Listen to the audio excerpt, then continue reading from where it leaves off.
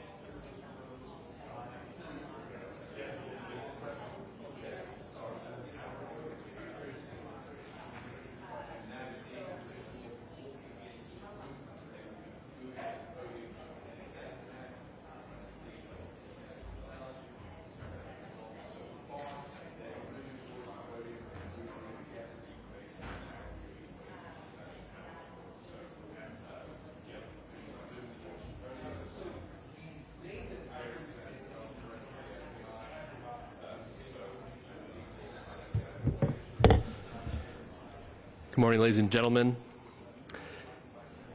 At today's press conference, we will hear from Governor Cox, FBI Director Kash Patel, and Sheriff Mike Smith.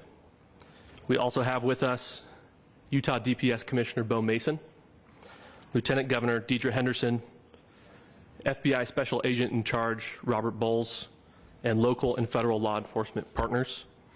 Following the remarks today, Governor Cox, Director Patel, and Commissioner Mason will take questions. Thank you.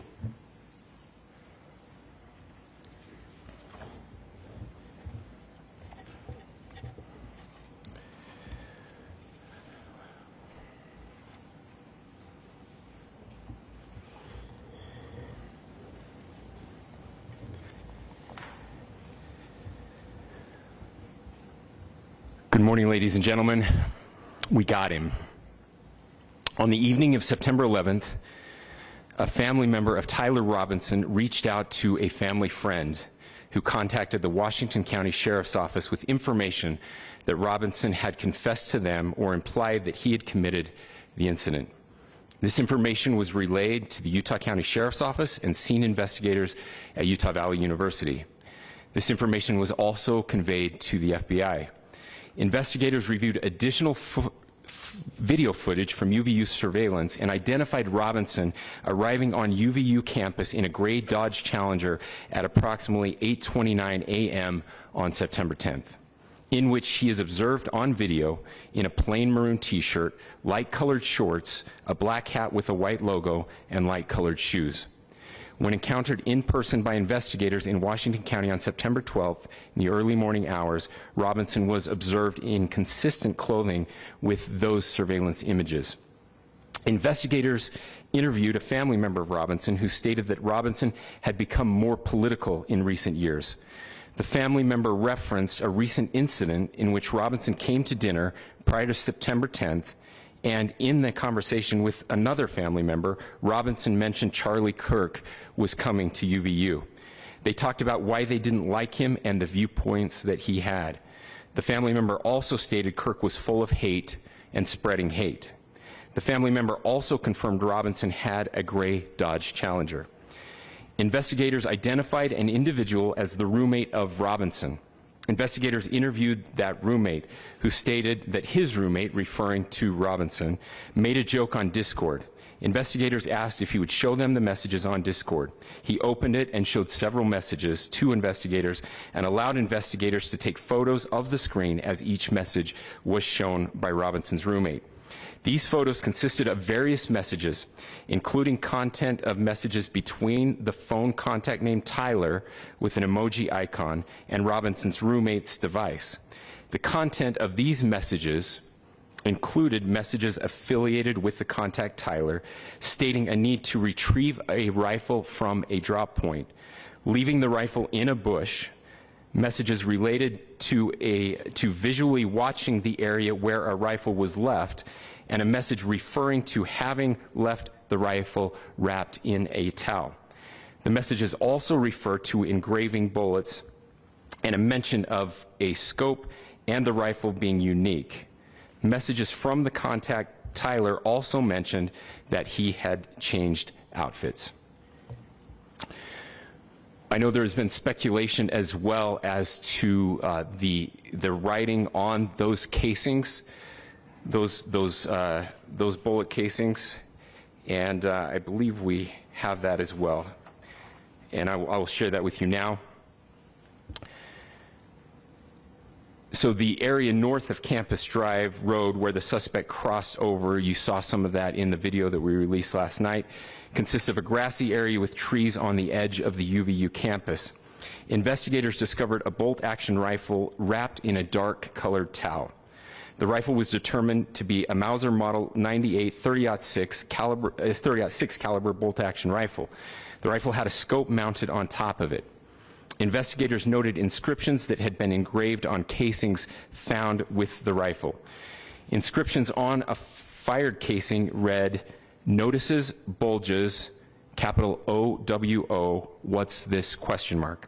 Inscriptions on the 3 unfired casings read, "Hey fascist!" ! Catch! up arrow symbol, right arrow and symbol, and 3 down arrow symbols.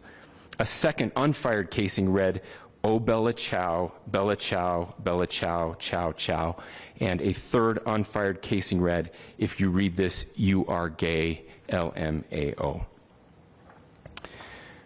We are indebted to law enforcement across the state who has worked seamlessly together, local law enforcement, state law enforcement, and our federal partners with the Federal Bureau of Investigation. We're grateful for everyone who worked together in such a short amount of time to find this person and to bring justice. I want to thank the public who has been so engaged, reviewing videos, helping us with sending in tips, and helping us get to this point. I want to thank the family members of Tyler Robinson who did the right thing in this case and were able to bring him into to law enforcement as well. I especially want to thank the family of Charlie Kirk, Erica, Charlie's parents, his children. I want us to be thinking of them as we bring justice in this case. They will be involved in that justice. We will be working very closely with them as we move through this process as well. This is a very sad day for our country, a terrible day for the state of Utah, but I'm grateful that at this moment we have an opportunity to bring closure to this very dark chapter in our nation's history. With that, I will now turn the microphone over to the Director of the FBI, Kash Patel. Thank you, Governor. This is what happens when you let good cops be cops. The FBI and our partners are proud to stand here today together to bring justice to the family of Charlie Kirk and honor his memory. I want to express my deep gratitude to President Trump, the Vice President, and the entire White House who have been so incredibly supportive with both resources and just personally to the FBI as a team. They had our backs the entire way, and I just want to express my gratitude for giving us the resources we need to operate in this space to bring this sort of justice at this sort of speed. In 33 hours, we have made historic progress for Charlie. Governor Cox, our partnership has been absolutely incredible these last few days. Our partnership will endure. Your state and local partners, your sheriffs, your DPS community has been unbelievably impressive in the hardest of times. And a case like this cannot be solved, cannot be brought without partnering with your state and local authorities. The FBI has a certain role to play, and we will play that role, and we will lead out for the federal government. But Governor Cox, we are so grateful for your state partnership that led out on this investigation. A little bit of the timeline. Charlie was shot at 12:23 p.m. on Wednesday. The first FBI agents arrived on scene in 16 minutes with chiefs of police at 12:39 and secured the scene. The FBI immediately launched fixed-wing assets. We utilized these assets to transport personnel, specialty technicians, hostage rescue teams. We also utilized these assets to go back and forth from the East Coast and here in Utah to transport forensic evidence and other evidence that will be analyzed and is being analyzed at our FBI laboratories in Quantico and other laboratories, including the ATF. At my direction, the FBI released the first set of FBI photos of the suspect at 10 a.m. local time on 9/11. Then, shortly thereafter, the FBI reward of $100,000 was released at 10:45 a.m. local. Myself and Deputy Director Bongino arrived on the scene at approximately 5:30 p.m. on 9/11. The governor led a press conference last night at approximately 8 p.m. where at my direction the FBI released a never-before-seen video of the suspect. We also released new images to the public of the suspect. And just last night, the suspect was taken into custody at 10 p.m. local time. In less than 36 hours, 33 to be precise, thanks to the full weight of the federal government and leading out with the partners here in the state of Utah and Governor Cox, the suspect was apprehended in a historic time period. And I want to highlight what Governor Cox said. This would not have been possible without you, the media, and you, the public. That's why we went so public, so fast, and we're so transparent, and we're committed to that transparency. The crime scene, just a little bit there. It is a large crime scene. State and local authorities, along with federal authorities, processed that crime scene quickly. And I even had the ability to walk through that crime scene and walk through the steps the suspect took to learn more about what was needed and what resources we needed to bear to create a full picture for the FBI and leadership back in Washington. Furthermore, thankfully to state and local partners, forensic evidence has been seized and continues to be garnered. Forensic evidence has already been evaluated at FBI laboratories in Quantico and state and local authorities here. We will continue to process evidence as we see it, as we collect it, and we will continue to deliver to Governor Cox and his team. Last night, we had a total of approximately 7,000 leads. As of this morning, thanks to your great work, we have over 11,000 leads that were called in to the FBI. And we are running out every single lead that we can. Every one of those leads will be run out. The arrest is a testament to the dedication of good law enforcement being great, and partnerships in law enforcement, which I've tried to highlight as my tenure as the director of the FBI. There is no better relationship for law enforcement than the FBI to partner with state and local authorities, and you've seen it here in these last few days. The FBI Salt Lake Field Office, along with our offices in LA, Phoenix, Denver, San Antonio, Las Vegas, Pittsburgh, Buffalo, our headquarters component in Quantico, all participate in the FBI. I want to express my deep gratitude to the employees of the FBI, the men and women, the evidence response team tacticians, the special operators, the agents, the support staff. You have done monumental work in historic time when the public, who had a right to demand such an expeditious solving of an investigation, the FBI answered that call diligently, critically important to our nation, and we delivered. And I'm proud to be their leader, and I'm proud to be the director of the FBI. This is very much an ongoing investigation, as the governor said, and we will continue to work with state and local authorities to develop the investigation, to provide them the evidence they need for their ongoing prosecutions, and we will be here to answer every call they absolutely have, as long as it takes, for as long as we need to find and apprehend whatever suspects were involved in this crime. Lastly, to my friend Charlie Kirk, rest now, brother. We have the watch, and I'll see you in Valhalla.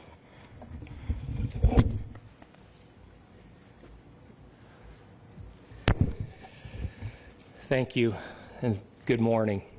I would just like to take a few minutes as the sheriff to express my gratitude for everybody who has played a part in this investigation. As you know, it's been a vast, a complicated, and a very, very fast-paced investigation. You're looking at people standing up here who are running on, if they got an hour's sleep in the last couple of days, they're probably lucky. It has been very taxing. It has been so impressive, speaking on behalf of the local law enforcement, to see the cooperation that we've seen in this type of case. Across the state, sheriffs, chiefs, our state partners have stepped up and have come to the call on anything that we needed. Our county chiefs have been phenomenal. Our Utah County Attorney, Jeff Gray, who's standing up here with us, has been phenomenal in leading us through this investigation. I would like to thank the federal government for their resources, their assets. Our local team here, our FBI team, has been extraordinary in helping us work through this and bring this person to justice. Most of all, I would like to thank the public, and specifically, I would like to thank the public who turned to prayers and who turned to positiveness for us. I would like to thank them on behalf of the law enforcement community, because we needed those prayers. That's what we needed to get through this. We needed your support, and you gave it to us. We needed your patience, and you gave it to us. And I would like to thank you for the Kirk family, because that's what they need, is your support and your prayers, and that will get us through all of this. So thank you everybody for everybody that have stepped up. We've had such a phenomenal response to this. Thank you.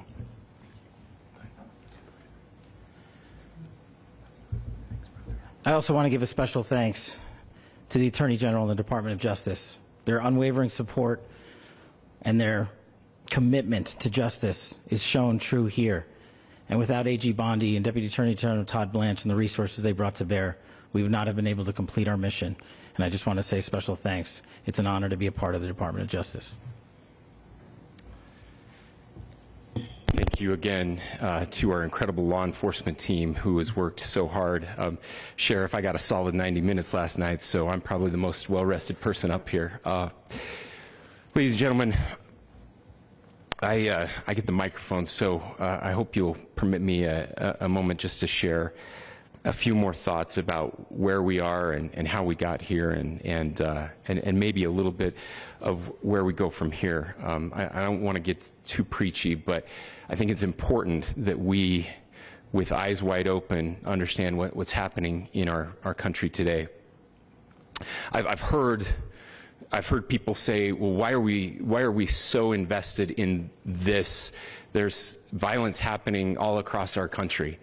And violence is tragic everywhere. And every life taken is a child of God who deserves our love and respect and dignity. This is certainly about the tragic death, political assassination of Charlie Kirk. But it is also much bigger than an attack on an individual. It is an attack on all of us. It is an attack on the American experiment. It is an attack on our ideals. This cuts to the very foundation of who we are, of who we have been, and who we could be in better times. Political violence is different than any other type of violence for lots of different reasons. One, because in the very act that Charlie championed of expression, that freedom of expression that is enshrined in our founding documents, in having his life taken in that very act, makes it more difficult for people to feel like they can share their ideas, that they can speak freely. We will never be able to solve all the other problems, including the violence problems that people are worried about, if we can't have a clash of ideas safely and securely. Even, especially those ideas with which you disagree. That's why this matters so much. Over the last 48 hours, I have been as angry as I have ever been, as sad as I have ever been. And it was, as anger pushed me to the brink, it was actually Charlie's words that pulled me back. I'd like to share some of those. And specifically right now, if I could, I need to talk to the young people in our state, in my state, and all across the country. As President Trump reminded me, he said, you know who really loved Charlie? The youths. And he's right. Young people loved Charlie, and young people hated Charlie. And Charlie went into those places anyway. And these are the words that have helped me. Charlie said, when people stop talking, that's when you get violence. He said, the weak can never forgive. Forgiveness is the attribute of the strong. The only way out of the labyrinth of suffering is to forgive. Welcome without judgment, love without condition, forgive without limit. He said, always forgive your enemies. Nothing annoys them so much. A few months ago, I referenced this last night, Charlie posted to social media, when things are moving very fast and people are losing their minds, it's important to stay grounded. Turn off your phone, read scripture, spend time with friends, and remember, internet fury is not real life. It's going to be okay. He again said, when you stop having a human connection with someone you disagree with, it becomes a lot easier to commit violence. He said, what we as a culture have to get back to is being able to have a reasonable agreement, where violence is not an option. Now, again, to my young friends out there, you are inheriting a country where politics feels like rage. It feels like rage is the only option.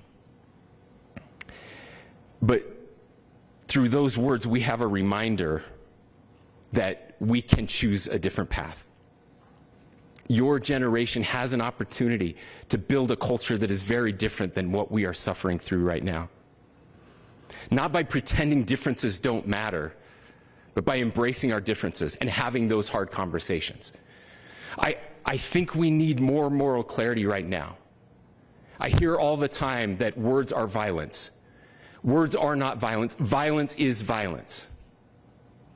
And there is one person responsible for what happened here.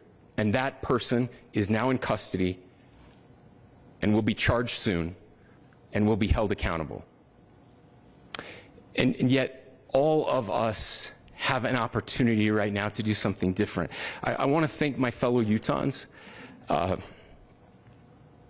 You know, this bad stuff happens. For 33 hours, I was praying that if this had to happen here, that it wouldn't be one of us. That somebody drove from another state, somebody came from another country. Sadly, that prayer was not answered the way I had hoped for, just because I thought it would make it easier on us if we could just say, hey, we don't do that here. And indeed, Utah is a special place. We lead the nation in charitable giving. We lead the nation in service every year. But it did happen here. And it was one of us. But I want you to look at how Utahns reacted the last 2 nights. There was no rioting. There was no looting. There were no cars set on fire.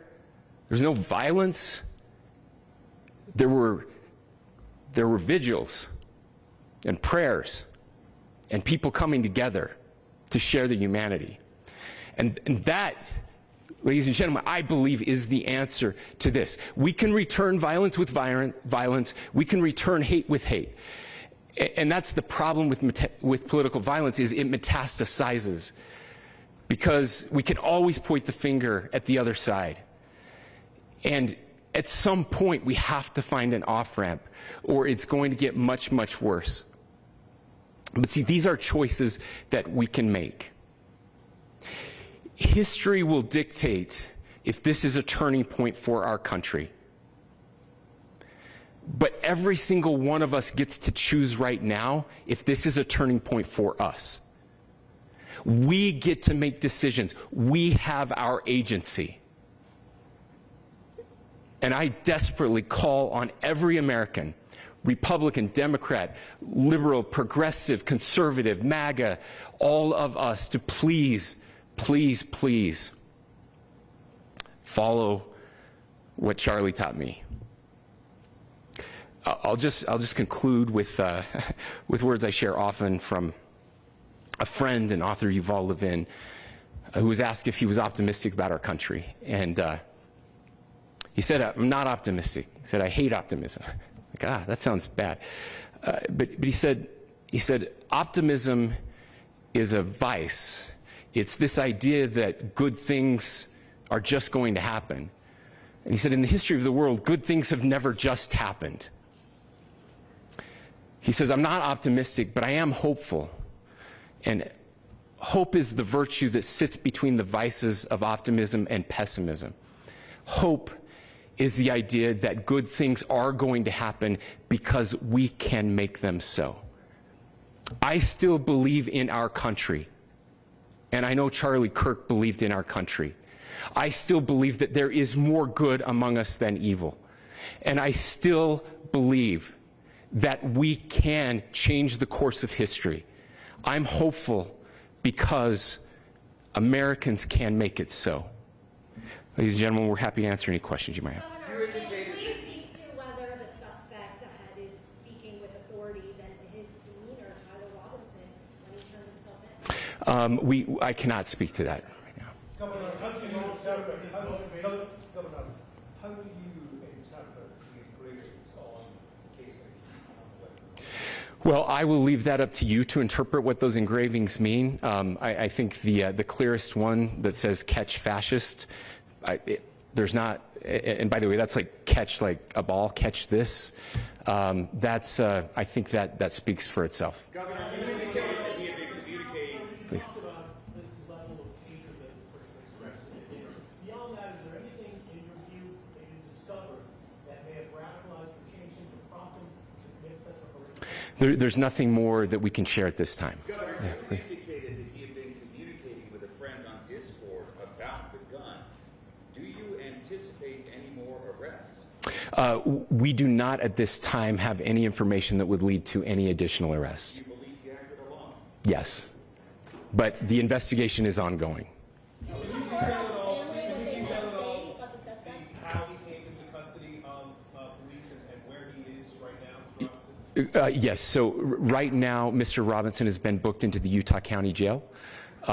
You heard the president this morning report that he was taken into custody, that his family and a friend helped to deliver him into custody of law enforcement in Washington County. For those of you that don't know where Washington County is, it is the southwesternmost part of the state of Utah. It's about a 3.5 to 4 hour drive from here, where we are right now, and that's where he lived and where they turned him in.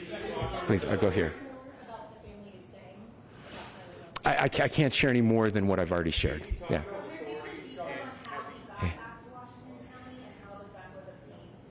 So how we obtained the gun? The gun was found here. So I don't have much more details on that. We do know that he drove. We had his car here on campus, and then we had his car going south back to the St. George.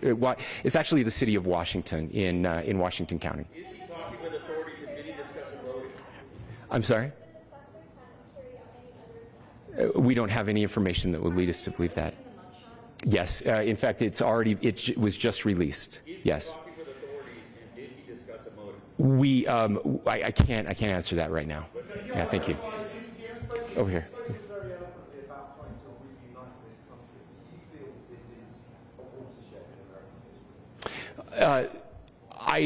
I absolutely believe that this is a watershed in American history. Yes. The question is, what kind of watershed? And that chapter remains to be written. Is this the end of a dark chapter in our history, or the beginning of a darker chapter in our history? Look, I mean, if you look at true political assassinations in this country of someone of this stature, this feels a lot like the late 60s, and having one so gruesomely displayed on camera in all of our hands and in all of our pockets. We are not wired as human beings biologically, historically. We have not evolved in a way that we are capable of processing those types of violent imagery. And by the way, we've seen another one with a gruesome stabbing very recently that went viral. This is not good for us. It is not good to consume. Social media is a cancer on our society right now. And I would encourage people to log off, turn off, touch grass, hug a family member, go out and do good in your community. That is happening, and it's happening organically right now. I had a friend in a small city in Utah who said, we're getting together, the Republicans and Democrats in my little town are getting together to have a discussion last night, just to find a way to find their better angels. So yes, this could be, I mean, again, you have to go back to JFK to have seen a video live of something like this happening. I wasn't born until 1975, but I know that things were really dark in the late 60s. Sorry to some of you. I know some of you were there. This is our moment. Do we escalate, or do we find an off-ramp? And again, it's a choice. It's a choice, and every one of us gets to make that choice. Two more questions right here. Could we clarify that the release of those enhanced images at 8 p.m., the timeline that Director Patel gave us, led to the arrest at 10 p.m.? Is there a direct connection between those two events? I cannot comment if there is a direct connection or not, but all I can say is that that through some process, the family came to know that this had happened. One more thing, Governor. Could you just clarify the clothing issue you mentioned earlier? Was he changing outfits? Correct. Yes. So when he's first spotted on campus, he has different clothing on, and then he changes clothing on the roof, and then changed back into that clothing at some point, so that when he was apprehended, when he was arrested, the clothing matched the clothing he had on before the shooting here at UVU. Last question here. Yes. Suspect was from Utah. Can you kind of tell us a little bit more about where, and was he a student here at this university, and is there any history of mental illness? Yeah. So. I don't have any information on the mental illness part. He was not a student here at UVU. He was living and had lived for a long time with his family in Washington County, in the southernmost part of our state. Thank you, everyone, for your great work in getting this information out. I would just say, process-wise, this may be important. I know many of you aren't familiar with the process in Utah. I think it's important that you understand that. Basically, we have 3 days for charging documents to be filed. A CI will be filed. We'll have more information then, more detailed information, as those charging documents are filed in preparation for a preliminary hearing. So 3 days. So we would anticipate then that early next week those charging documents will be filed. We will obviously be working. The county attorney will be working very closely with Mr. Kirk's family as those documents and decisions are prepared and made. Thanks, everyone.